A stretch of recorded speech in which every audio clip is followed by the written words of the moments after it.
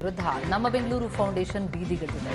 ಕೋರಮಂಗಲ ಕೇಂದ್ರೀಯ ಸದನದಿಂದ ಈಜಿಪುರದವರೆಗೂ BBMP flyover ಕಾಮಗಾರಿ ನಡೀತಾ ಇದ್ದು, ಇದರಿಂದ 67 ಮರಗಳಿಗೆ ಕೊಡಲಿ ಏಟು ಬೀಳಲಿದೆ. ಹೀಗಾಗಿ ಫ್ಲೈಓವರ್ ನೆಪದಲ್ಲಿ ಯಾವುದೇ ಕಾರಣಕ್ಕೂ ಮರಗಳನ್ನು ಕಡಿಬಾರದು ಅಂತ ಬೆಳ್ಳಂಬೆಳಗ್ಗೆ ನಮ್ಮ ಬೆಂಗಳೂರು ಫೌಂಡೇಶನ್ ಇಂದು ಪ್ರತಿಭಟನೆ ನಡೆಸಿತು. ಸೆಂಟ್ ಜಾನ್ಸ್ ರಸ್ತೆಯಲ್ಲಿ ಸೇವ್ ಟ್ರೀ ಎಂಬ ಫಲಕ ಹಿಡಿದು ಮರಗಳನ್ನು ಅಪ್ಪಿಕೊಂಡು ಮರ ಕಡಿಯದಂತೆ ಮನವಿ ಮಾಡಿದ್ದಾರೆ. ನಮ್ಮ ಬೆಂಗಳೂರು ಫೌಂಡೇಶನ್ ಪ್ರತಿಭಟನೆಗೆ ಕೋರಮಂಗಲ ರೆಸಿಡೆನ್ಷಿಯಲ್ ವೆಲ್ಫೇರ್ ಅಸೋಸಿಯೇಷನ್ ಕೂಡ ಸಾಥ್ ಕೊಟ್ಟಿದೆ. ಕಾಮಗಾರಿಯಿಂದ 67 ಮರಗಳಿಗೆ ಕೊಡಲಿ ಏಟು ಬೀಳಲಿದ್ದು, ಇದನ್ನ ತಡೆಯುವ ನಿಟ್ಟಿನಲ್ಲಿ ಸೇವ್ ಟ್ರೀ ಎಂಬ ಫಲಕ ಹಿಡಿದು ಮರಗಳನ್ನು ಅಪ್ಪಿಕೊಂಡು ಮರ ಕಡಿಯದಂತೆ ಬೆಂಗಳೂರು ಫೌಂಡೇಶನ್ ಪ್ರತಿಭಟನೆ ನಡೆಸಿತು. ನಮ್ಮ ಬೆಂಗಳೂರು ಫೌಂಡೇಶನ್ ಪ್ರತಿಭಟನೆಗೆ ಕೋರಮಂಗಲ ರೆಸಿಡೆನ್ಷಿಯಲ್ ವೆಲ್ಫೇರ್ ಅಸೋಸಿಯೇಷನ್ ಕೂಡ ಸಾಥ್ ಕೊಟ್ಟಿದೆ. ನಾವಿವತ್ತು ಇಲ್ಲಿರೋ ಮರಗಳು ವಿಚ್ ಹಸ್ ಬೀನ್ ಡಬಲ್ಡ್, ಯಾಕಂದರೆ ಸಡನ್ನಾಗಿ ಒರಿಜಿನಲ್ DPR ಏನಿತ್ತು ಅದು 39 ಮರಕ್ಕಿತ್ತು, ಸಡನ್ನಾಗಿ 67 ಮಾಡಿದ್ದಾರೆ ಲಾಸ್ಟ್ ಡಿಸೆಂಬರಲ್ಲಿ. ಸೊ ಇದಕ್ಕೆ ನಾವೇನು ಮಾಡಿದ್ದೀವಿ, ವಿ ಆಲ್ ಅಸೆಂಬಲ್ಡ್, ಅಂದರೆ ಎಲ್ಲ ನಮ್ಮ ಸಾರ್ವಜನಿಕರು ಆಮೇಲೆ ನಮ್ಮ ಸಿಟಿಸನ್ಸ್ ಅವರು ಎಲ್ಲರೂ ಸೇರಿ ಬಂದು we are trying to say that ಇದು ಕೋರಮಂಗಲದಲ್ಲಿ ಇದು ಮರ, ಯಾಕಂದರೆ ಇದು ಈ ಎಲಿವೇಟೆಡ್ ಕಾರಿಡಾರ್ ಹೋಗೋದು ಮಧ್ಯದಲ್ಲಿ, ರೋಡ್ ಮಧ್ಯದಲ್ಲಿ ಮರಗಳು ಬರ್ತಾ ಇರೋದು ಆ ಕಡೆ ಈ ಕಡೆ ಸೈಡಲ್ಲಿ ಪಾರ್ಕಿಂಗ್ ಫುಟ್ಪಾತಲ್ಲಿ. ಸೊ ಈ ಮರಗಳಂತೂ ಕಡಿಸ್ಬೇಡಿ, ಆಮೇಲೆ ಪಬ್ಲಿಕ್ ಕನ್ಸಲ್ಟೇಷನ್ ಮಾಡಬೇಕು. ಯಾಕಂದರೆ ಡಬ್ಲಿಂಗ್ ಮಾಡಿದಾಗ ಒಂದೇ ಥರ BBMP ಕಡೆಯಿಂದ ಮಾಡಿದ್ದಕ್ಕೆ ಅದು ಇದಾಗಿದೆ. So we want public consultation also, ಅಂದರೆ ಎಲ್ಲರೂ ಪಬ್ಲಿಕ್ ಕನ್ಸಲ್ಟ್ ಮಾಡಿ ಮಾಡಬೇಕು ಅಂತ. ಈಗ ಇಲ್ಲಿ ಮಾತ್ರ ಪ್ರೊಟೆಸ್ಟ್ ಮಾಡ್ತೀರಾ ಅಥವಾ ಬೇರೆ ಕಡೆ? ಇಲ್ಲಿಂದ ನಾವು ಆ್ಯಕ್ಚುಲಿ ಬಂದು ಇಲ್ಲಿಂದ ಇವತ್ತು ಇಲ್ಲಿ ಸ್ಟಾರ್ಟ್ ಮಾಡಿದ್ರೆ we want to walk up to Sukhsagar and come back and also. ಇವಾಗೆಲ್ಲ ಕೋರಮಂಗಲ ರೆಸಿಡೆನ್ಸು, ಕೋರಮಂಗಲ ರೈಸಿಂಗು, ಆಮೇಲೆ ಲಾಟ್ ಆಫ್ ಆಕ್ಟಿವಿಸ್ಟು ಎಲ್ಲರೂ ಸೇರಿ ನಾವು ಮಾಡ್ತಾ ಇದ್ವಿ RWS. ಯಾಕಂದರೆ ಇದು ತುಂಬ ಹಳೆ ಮರಗಳು, ತುಂಬ ಒಂದು ಈ ರೆಸಿಡೆಂಟ್ ವೆಲ್ಫೇರ್ಗೆ ತುಂಬ ಹತ್ತಿರವಾಗಿರೋ ಮರಗಳು. ಆಮೇಲೆ ಇದು ತುಂಬ ದೊಡ್ಡ ಮರಗಳು. ಆ್ಯಕ್ಚುಲಿ ಇನಿಷಿಯಲಲ್ಲಿ ಫ್ಲೈಓವರ್ ಬಿಲ್ಡ್ ಮಾಡಿದ್ದಾರೆ, ಅಲ್ಲಿ ಲೆಫ್ಟ್ ಟು ರೈಟಲ್ಲಿ ಮರಗಳು ನಿಂತಿದೆ. ಇಲ್ಲಿ ಉಳಿಸ್ಕೊಳ್ಳೋ ಚಾನ್ಸಸ್ ಇದೆ. ಈ ಮರಗಳನ್ನ ಇಟ್ಕೊಂಡೆ ಫ್ಲೈಓವರ್ನ ಉಳಿಸ್ಕೊಳ್ಳೋಂಥ ಚಾನ್ಸಸ್ ಇದೆ.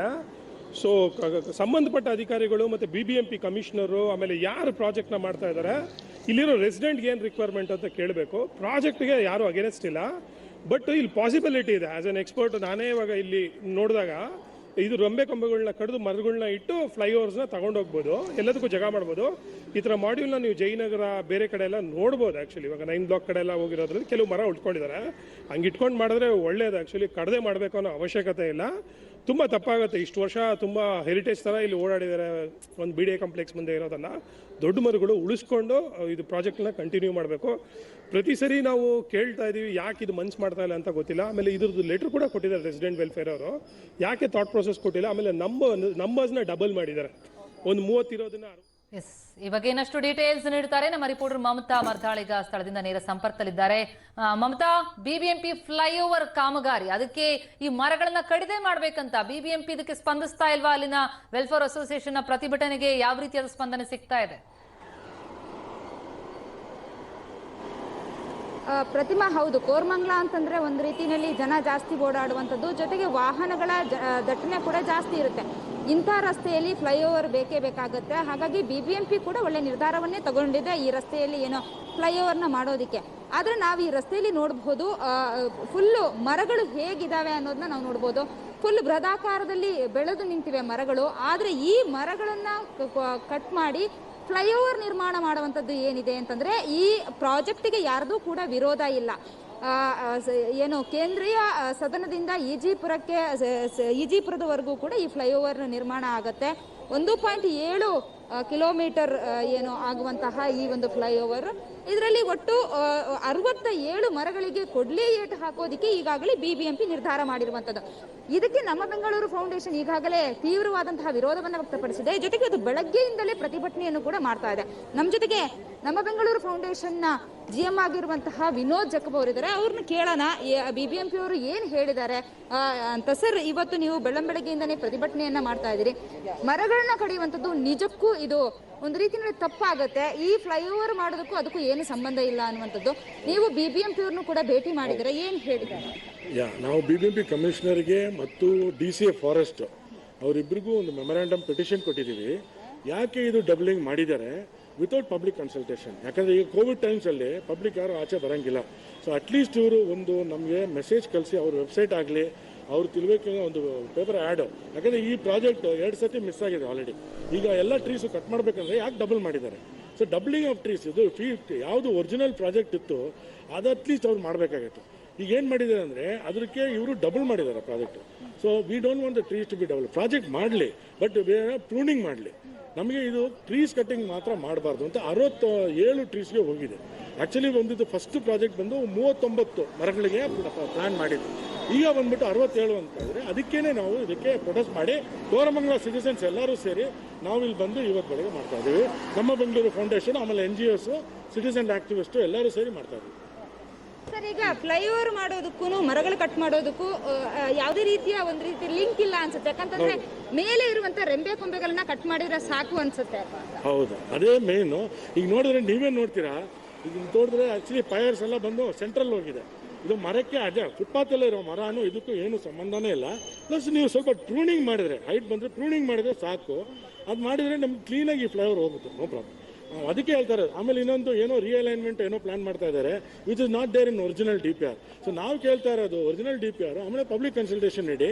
ನಮ್ಮ ಸಿಟಿಸನ್ಸ್ ಎಕ್ಸ್ಪರ್ಟ್ಸು ಇದ್ದಾರೆ, ನಿಮ್ಮ ಎಕ್ಸ್ಪರ್ಟ್ಸ್ ಇದೆ, ಕೂತು ಮಾತುಕತೆ ನಡೆಸ್ಬಿಟ್ಟು ಒಂದು ಪಬ್ಲಿಕ್ ಕನ್ಸಲ್ಟೇಷನ್ ನಡೆಸಿದ್ರೆ ಇದಕ್ಕೊಂದು ಬಗೆಹರಿಬೋದು ಅಂತ ನಮ್ಮ ವಿನಂತಿ. ಈಗ ಪ್ರತಿಭಟನೆ ಇದೇ ರೀತಿ ಕಂಟಿನ್ಯೂ ಮಾಡ್ತೀರಾ ಅಥವಾ ಮತ್ತೆ ಏನಾದ್ರೂ ಮೆಮೊರಂಡಮ್ ಕೊಡ್ತೀರಾ BBMP ಅಧಿಕಾರಿಗಳಿಗೆ? ಇಲ್ಲ, ನಾವು ಪ್ರತಿಭಟನೆ ಕಂಟಿನ್ಯೂ ಮಾಡ್ತೀವಿ. ಇಲ್ಲಿ ಮಾತ್ರ ಅಲ್ಲ, ಬೇರೆ ಕಡೆನೂ ನಾವು ಮಾಡ್ತಾ ಇದ್ದೀವಿ. ಸೊ ಅದನ್ನು ನಾವು ಕಂಟಿನ್ಯೂ ಮಾಡ್ತಾನೆ ಇರ್ತೀವಿ ಪ್ರತಿಭಟನೆ. ಹೌದು. ಓಕೆ ಸರ್, ಪ್ರತಿಭಟನೆಯಲ್ಲಿ ನೀವು ಕೂಡ ಭಾಗಿಯಾಗಿದ್ದೀರಾ. ಇವತ್ತು ಕೋರಮಂಗಲ ವೆಲ್ಫೇರ್ ಅಸೋಸಿಯೇಷನ್ ಅವರು ಕೂಡ ಜೊತೆಗಿದ್ದಾರೆ, ಸಾಥ್ ಕೊಟ್ಟಿದ್ದಾರೆ. ಏನ್ ಹೇಳ್ತೀರಾ? ಇಲ್ಲಿರುವಂತಹ ಟ್ರಾಫಿಕ್ ಜಾಮ್ ಒಂದು ಕಡೆ, ಅದಕ್ಕೋಸ್ಕರ ಫ್ಲೈಓವರ್ನ ರೆಡಿ ಮಾಡ್ತಾ ಇದ್ದಾರೆ. ಅದ್ರ ಜೊತೆಗೆ ಮರಗಳನ್ನ ಕಟ್ ಮಾಡೋದು ಅಂತಂದ್ರೆ ಅದು ಮುಖ್ಯವಾಗಿ ಬೇಕಾಗಿರುವಂತಹ ಮರಗಳು, ನಮಗೆ ಅದನ್ನೇ ಕಟ್ ಮಾಡ್ತಿದ್ದಾರೆ ಅಂತಂದ್ರೆ ಏನ್ ಹೇಳಿ? ನೋಡಿ, ನಾನು ತಮ್ಗೆ ಒಂದು ಉದಾಹರಣೆ ಕೊಡ್ತೀನಿ. 98 ಇಸ್ವಿಯಲ್ಲಿ ಮೈಸೂರು ರೋಡಲ್ಲಿ ಫಸ್ಟ್ ಉದ್ದವಾದ ಫ್ಲೈಓವರ್ ಅಂದರೆ ನಮ್ಮ ಇದು CCB ಇದೆಯಲ್ಲ, CCB ಇಂದ ನಳಂದ ಥಿಯೇಟ್ರು ವರ್ಗ ಮಾಡಿದ್ರು. ಮೈಸೂರು ರೋಡ್ದು ಇದಕ್ಕಿಂತ ಸಣ್ಣ ಜಾಗ ಎಲ್ಲ ಮಾಡಿದ್ರು. ಏನು ಅಲ್ಲಿ ಮೈಸೂರು ರಸ್ತೆಯಲ್ಲಿ ಒಂದು ಮರನೂ ಕಡಿದೋದೇ ಮಾಡಿದ್ದಾರೆ ಪ್ರಾಜೆಕ್ಟು.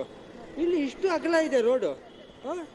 ಎಲಿವೇಟೆಡ್ ಕಾರಿಡಾರ್ ನಮ್ಮ CCB ಇಂದ ಹಿಡಿದು ನಳಂದ ಥಿಯೇಟ್ರ್ವರೆಗೆ ಅಲ್ಲಿ ಮೋರ್ ದೆನ್ 2 ಕಿಲೋಮೀಟರ್ ಮೇಲೆ ಬರುತ್ತೆ. ಏನು ಮರ ಕಡಿಲಿಲ್ಲ. ಅದೇ ಥರ ಇಲ್ಲೂ ಮಾಡ್ಬೋದಲ್ಲ. ಏನಕ್ಕೆ ಇವರು ಏನೇ ಮಾಡಿದ್ರು ಮರಕ್ಕೆ ಕೊಡ್ಲಿ ಹಾಕೋದು? ಒಂದು ಕಡೆ ಸಕ್ಸಸ್ಫುಲ್ಲಾಗಿ ಪ್ರಾಜೆಕ್ಟ್ ಎಕ್ಸಿಕ್ಯೂಟ್ ಆಗಿದೆ ಅಂದರೆ ಅದನ್ನೇ ಡ್ಯೂಪ್ಲಿಕೇಟ್ ಮಾಡ್ಬೋದು. ಮೈಸೂರಲ್ಲಿ ಯಾವ ಥರ ಮಾಡಿದ್ದಾರೆ ಅದೇ ಥರನೇ ಇಲ್ಲೂ ಇದು ಮಾಡಬೇಕು. ಮರ ಏನು ಕಡಿಯೋದು ಬೇಕಾಗಿಲ್ಲ. ನೋಡಿ, ಎಲ್ಲ ಟ್ರಿಮ್ ಮಾಡಿದ್ರೆ ಸಾಕು. ಏನಕ್ಕೆ ಕಡಿಬೇಕು?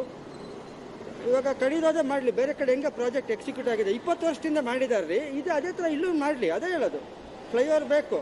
ಓಕೆ, ಇದು ಮತ್ತು ಮರ ಕಡಿದೋದೇ ಟ್ರಿಮ್ ಮಾಡ್ಕೊಂಡು ಮಾಡಿದ್ರೆ ಒಳ್ಳೆಯದು.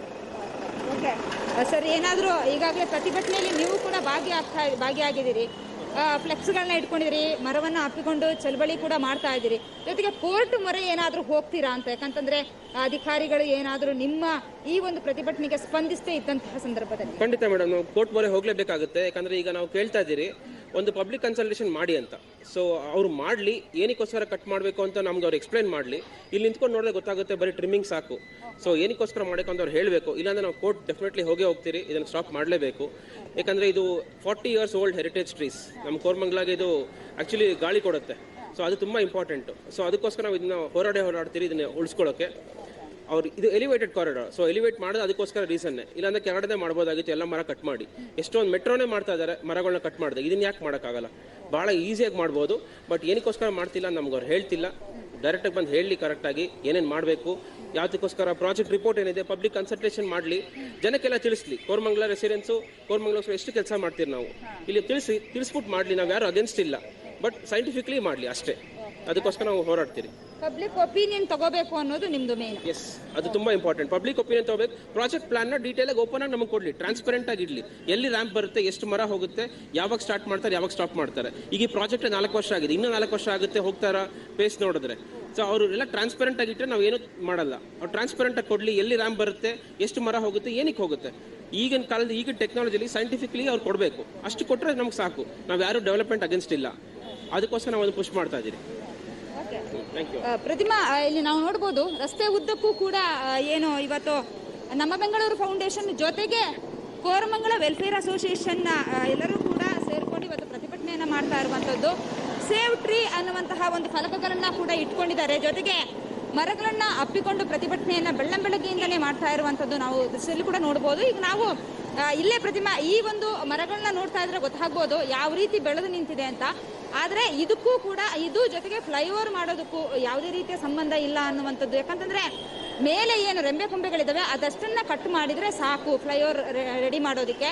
ಆದ್ರೆ ಬುಡದಿಂದಲೇ ಮರಗಳನ್ನ ಕಟ್ ಮಾಡುವಂಥದ್ದು ನಿಜಕ್ಕೂ ಇದು ತಪ್ಪು ಅನ್ನೋದನ್ನ ಈಗಾಗಲೇ ಇವರು ಹೇಳ್ತಾ ಇರುವಂತದ್ದು. ಜೊತೆಗೆ ಬಿಬಿಎಂಪಿ ಕೂಡ ಈ ಒಂದು ಕಾಮಗಾರಿಯನ್ನ 2019-20 ಇದನ್ನ ಕೊನೆಗೊಳಿಸಬೇಕಿತ್ತು. ಆದ್ರೆ ಒಂದಷ್ಟು ಅಡೆತಡೆಗಳಿಂದ ಮತ್ತೆ ಇನ್ನಷ್ಟು ಮುಂದಕ್ಕೆ ಹಾಕೊಂಡಿದೆ. ಆದ್ರೆ ಇನ್ನಾದ್ರೂ ಯೋಚನೆ ಮಾಡಿಬಿಟ್ಟು ಈ ಮರಗಳನ್ನ ಕಡಿಯೋದನ್ನ ಅರ್ಧಕ್ಕೆ ನಿಲ್ಲಿಸ್ಲಿ ಅನ್ನೋದನ್ನ ಈಗಾಗಲೇ ಪ್ರತಿಭಟನಾಕಾರರು ಹೇಳ್ತಾ ಇರುವಂತದ್ದು. ಜೊತೆಗೆ ಈಗಾಗಲೇ ನಾವು ಕೇಳಿಸ್ಕೊಂಡ್ವಿ, ನಮ್ಮ ಬೆಂಗಳೂರು ಫೌಂಡೇಶನ್ ಒಂದು ವೇಳೆ ಇದಕ್ಕೆ ಬಿಬಿಎಂಪಿ ಅಥವಾ ಅಧಿಕಾರಿಗಳು ಯಾರೇ ಸ್ಪಂದಿಸದೇ ಇದ್ದಲ್ಲಿ ಮತ್ತೆ ಕೋರ್ಟ್ ಮೊರೆ ಹೋಗುವಂತಹ ಒಂದು ಎಚ್ಚರಿಕೆಯನ್ನು ಕೂಡ ಕೊಟ್ಟಿದ್ದಾರೆ. ಪ್ರತಿಮಾ, ಥ್ಯಾಂಕ್ ಯು ಮಮತಾ ತಮ್ಮೆಲ್ಲ ಮಾಹಿತಿಗೆ. ಸುದ್ದಿ ಮುಂದುವರಿಯುತ್ತೆ ಒಂದು ಪುಟ್ಟ ವಿರಾಮದ ನಂತರ.